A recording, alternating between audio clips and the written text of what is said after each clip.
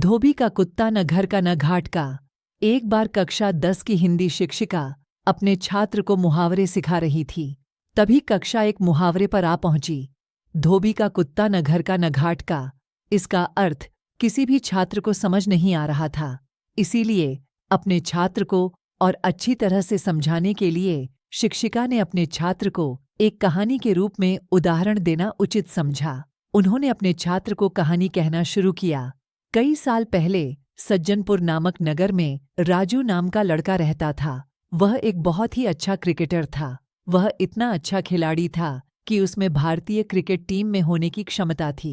वह क्रिकेट तो खेलता, पर उसे दूसरों के कामों में दखल अंदाजी करना बहुत पसंद था। उसका मन दृढ़ नहीं था। जो दूसरे लोग करते थे वह वही करता था। यह देखकर उसकी माँ ने उसे समझाने की बहुत कोशिश की कि यह आदत उसे जीवन में कितनी भारी पड़ सकती है, पर वह नहीं समझा। समय बीतता गया और उसका अपने काम के बजाय दूसरों के काम में दखल अंदाजी करने की आदत ज्यादा हो गई। जब भी उससे क्रिकेट का अभ्यास होता था, तभी उसके दूसरे दोस्तों को अलग खेलों का अभ्यास रहता था।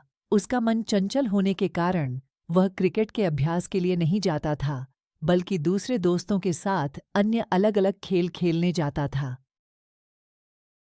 उसकी यह आदत उसका आगे बहुत ही भारी पड़ी। कुछ ही दिनों के बाद नगर में ऐलान किया गया, नगर में सभी खेलों के लिए एक चयन होगा, जिसमें जो भी चुना जाएगा उसे भारत के राष्ट्रीय दल में खेलने को मिल सकता है। सभी यह सुनकर बहुत ही खुश हुए और वहीं दिन से सभी अपने खेल में चुनने के लिए जी जान से मेहनत करने लगे। सभी के पास सिर्फ 2 दिन थे।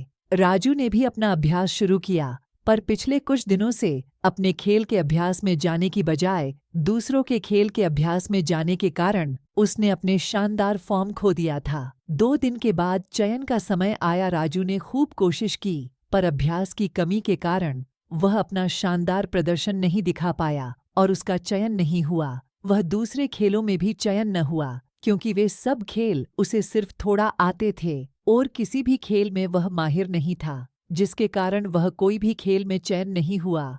और उसके जो सभी दूसरे दोस्त थे उनका कोई न कोई खेल में चयन हो गया, क्योंकि वे दिन रात मेहनत करते थे। अंत में राजू को अपने सिर पर हाथ रखकर बैठना पड़ा और वह धोबी के कुत्ते की तरह बन गया, जो न घर का होता है न घाट का। इसी तरह इस कहानी के माध्यम से सभी बच्चों को इस मुहावरे का मतलब पता चल गया। शिक्षिका को अपने छात्रों को एक ही संदेश पहुंचाना था कि वह जीवन में जो कुछ भी करे सिर्फ उसी में ध्यान दे और दूसरों से विचलित न हो, वरना वह धोबी के कुत्ते की तरह बन जाएंगे, जो न घर का न घाट का होता है।